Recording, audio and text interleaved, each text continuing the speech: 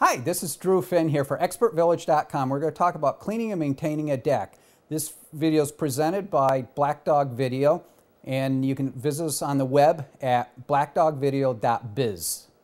The handrails are very important, obviously, for safety reasons. We want to check those before we do anything else.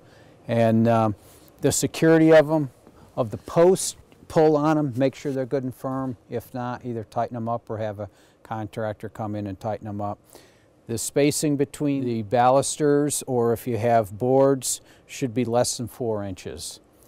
The handrail should be good and firm. Technically, they're supposed to be able to take a 200-pound force laterally.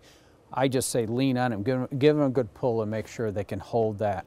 You might also want to check each of the joints where the handrail attaches to the posts to make sure that the wood's not cracked or the fasteners are not rusting through, both up top and down below. So this portion of it will, I mean, we're talking about cleaning the deck. This is very important, and I think it's a very good thing to put in with the deck cleaning, something for you to check very quickly and make sure things are safe for you and your family.